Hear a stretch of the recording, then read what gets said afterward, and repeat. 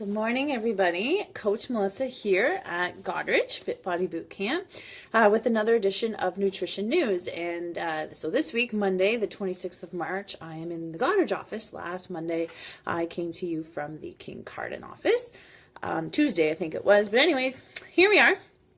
Today is March 26th. It is a short week for us here because Friday is a holiday, Good Friday. So for those of you who are members watching, please remember we're not open here on Friday. We are open on Saturday and on Monday. So we will see you then, but we will not see you in here on Friday.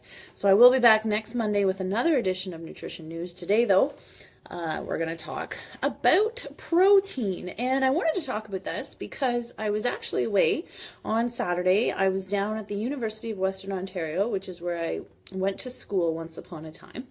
And I was at 13th Annual Exercise and Nutrition Symposium there, where all day long I got to sit in on a bunch of different sessions, a lot of different workshops put on by different experts in various fields about exercise and nutrition. And one that really caught my attention and that I knew would be of interest to you guys was about protein. So that is what I'm going to talk about today. Now, the speaker at this workshop, that's where I'm getting my information from today and bringing back to you. His name was Eric Williamson. He's a PhD student at the University of Toronto, and he is the head coach of Unlocked Fitness in Nutrition, also in Toronto. And he is a precision nutrition coach, which I am as well.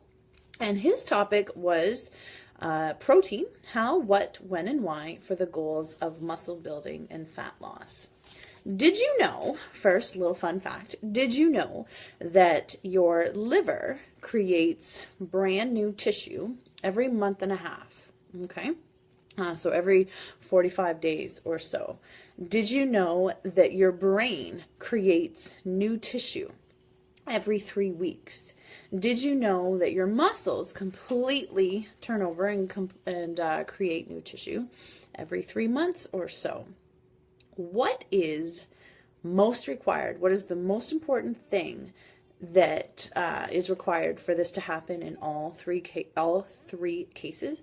Your body cannot make this tissue out of anything else but protein. So protein is critical in keeping these tissues functioning optimally and keeping them fresh, because no matter what that tissue is turning over, new cells are being created, like I said, with the liver every month and a half, with the brain every 3 weeks, and with muscle every 3 months. Did you know, and I didn't know this before Saturday, that your bones are actually 45% protein? A lot of people know that, muscle and protein kind of goes together, and protein helps to build new muscle. But did you know that your bones are made out of 45% protein? I did not. So it stands to reason then that protein and getting enough protein is really, really important. In order to maximize your muscle gain or even preserve your muscles, you need to make sure you're getting enough protein. If you are resistance training, which you should be, because in order to, again, maximize muscle gain, preserve muscle, and even lose fat, resistance training or strength training, weight training, super important and very effective to that. If you are doing that, protein, again, very, very important, because that is exactly what resistance training does. It does directly affect the quality of your muscle tissue, breaks it down, whereas protein builds it back up. So let's talk about that. In order to lose fat, you actually need more protein than if you are building muscle, which I know is probably a surprise, and it was to me as well. A higher protein diet does result in faster fat loss for a lot of people than someone who is lower in protein consumption. It has been shown through studies over and over again. If you are working to lose fat, those that have a higher protein diet do tend to see a greater rate of fat loss than those who have a lower protein intake. It's also going to retain, having a higher protein diet is also going to retain more lean mass over time, and it may even help you to gain more lean mass over time. It's often been shown as well that protein helps to prevent overeating. And this is a fairly well-known fact in the fitness community and with our members here, that protein does help to prevent overeating because it is the most satiating nutrient, which means you got protein, you got carbs, you got fats. Protein helps you keep feeling fuller longer, more so than carbohydrates or fats do. So making sure that you are getting enough protein throughout the day will help to ensure that you're not overeating, especially overeating things that you shouldn't be. So then the question becomes, how much protein should you be getting over the course of a day? So the quickest way is to look at your hand. Okay, it's not necessarily that you need to get out a scale. It's not necessarily that you need to look at numbers. The quickest way is to look at your hand. And for women, the size and thickness of the palm of one hand is a serving. For men, usually it's double that.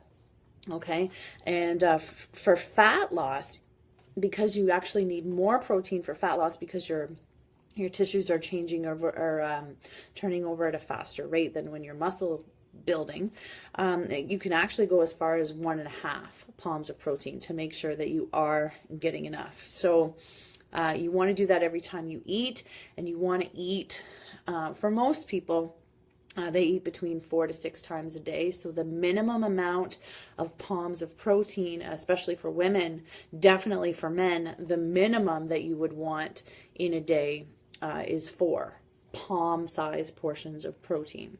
You do need more protein to fuel the tissues, the growth and the turnover, fuel you as far as energy goes when you are working to lose fat. So keep that in mind. When? As I said, every time that you eat is a good rule of thumb.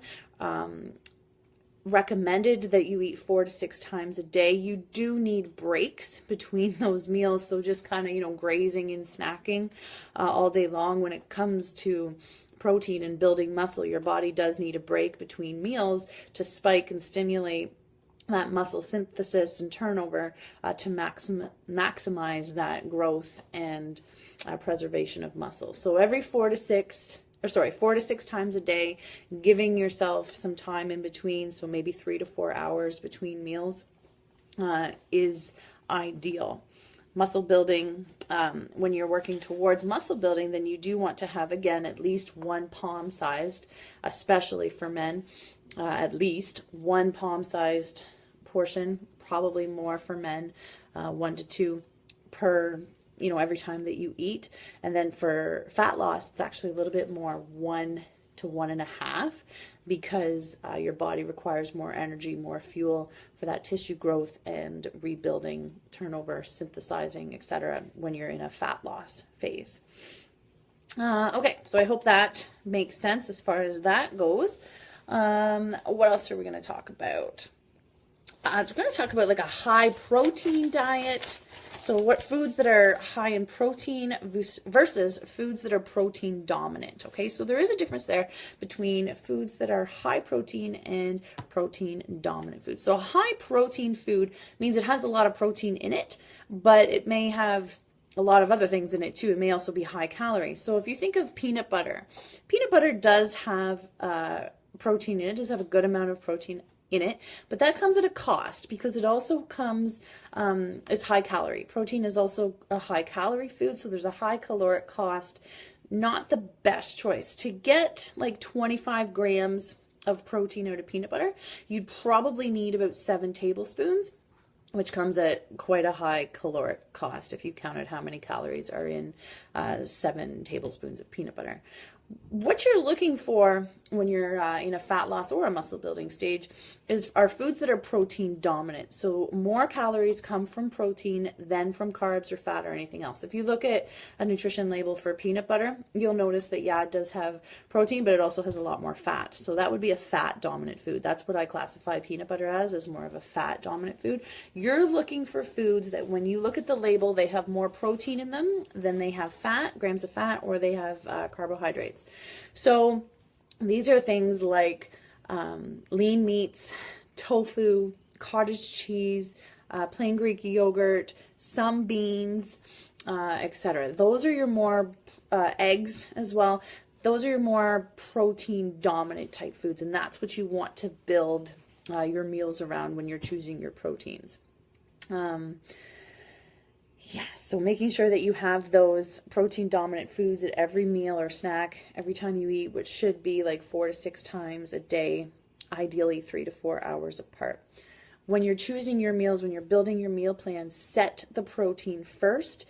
It has more influence on muscle gain and fat loss than any other nutrient. So making sure that you are definitely getting enough of that. What else? Let's talk about different types of protein.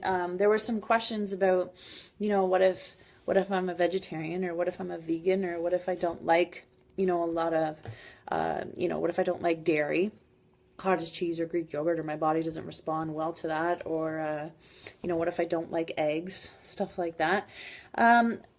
So you can start with supplements, right? Going from no protein to a supplemental form of protein is a good first step. Different options, the most obvious options are your protein powders, and we have all kinds of different ones. I'm just showing what we have here. This is a multi-purpose protein powder that a lot of people use for baking, or just like a non-flavored, but we also have lots of flavored powders here as well. I just grabbed a couple. So we have chocolate here, and we have salted caramel protein powder here, and then protein bars as well, making sure if you choose a protein bar that it has a higher protein content than carb content, and that'll take some comparison shopping and some critical comparing when you're looking at the nutrition labels on different protein bars. So going from a nutrition plan or a diet that has very little protein to including supplements is a great first step. And then moving away, once you kind of get used to that, if you can, moving away from, basing your protein around supplements into more whole foods, of course, is the optimal choice and option. But, don't feel bad, don't feel guilty if this is, the main form of your protein, especially if you're not getting any right now. Also recommended that when you are going for a plant-based protein, to work towards getting 1.5 palms worth of protein, just because you may need a bit more to get that high protein count throughout the day. And when you're looking at a protein powder that is plant-based, try to use one that has different types of plant-based proteins in it. So I grabbed this one, which we do have here. It's Genuine Health Vegan Proteins Plus, and this one has 5 different types of protein in it, which is optimal because then you're going to get the nutrients that come from all these different types of proteins to make it a more complete protein for yourself. So this one here has pea protein, rice protein, potato tuber protein, alfalfa protein, and hemp seed protein. So if you can find a vegetarian or a vegan or a plant-based protein powder that has more than one source of protein in it, a mix of plant-based protein powders, the better. That'll be better for you. Okay? So yeah, when it comes to protein powders, the whey protein, which is a milk-based protein, it is absorbed very quickly in the body, which is why it's probably the most common for a lot of people. But this vegan or plant-based proteins are catching on very quickly in the market, and they're getting much better as far as taste and quality goes. But like I said, think critically, shop critically, and try to find a plant-based protein that has more than one type of protein, or a mix of plant-based protein sources to it. So I think that's about the gist of what I wanted to talk about today. When it comes to protein, we've talked about why it's so important. We've talked about that your body needs it more than anything else. It's required for muscle growth and preservation. Your body cannot make new tissues out of anything else but protein. It helps to keep those tissues functioning optimally. and staying fresh, I guess, for lack of a better term. Your body creates a new liver every 45 days or so, like new tissue for that liver every 45 days or so, new tissue for your brain every 3 weeks, and new muscle tissue every 3 months. Like I said a few minutes ago, your bones are 45% protein, so making sure that you're getting enough, at least a palm, if not a palm and a half's worth of a serving size of protein every time you eat, at least 4 in a day, right? So at least 4 palms worth of protein, especially like for men, that is the bare minimum. Ideally, you would want more, but for women, 4 to 6 times you're eating throughout the day, 3 to 4 hours in between, so that your body does have time. You want to make sure that you give your body time to maximize that protein synthesis or that tissue building between meals. If you have any questions, let me know. Again, as I said, this talk that I listened to about protein, the differences between high protein foods, protein dominant foods, the difference between fat loss and muscle building, comes from Eric Williamson, who is a PhD student at U of T and is the head coach of Unlocked Fitness and Nutrition in Toronto as well. He's spent a lot of time researching the effects and importance of protein. Eric Williamson, the PhD student, has.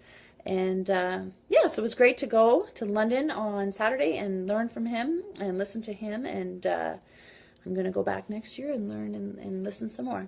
Thanks for listening, everybody. If you have a topic that you would like me to talk more about, if you have any questions, if you have any concerns, if you'd like to share your favorite way to get in protein throughout the day, what your favorite protein foods are, I'd love to hear it. I'd love to read it. Post below.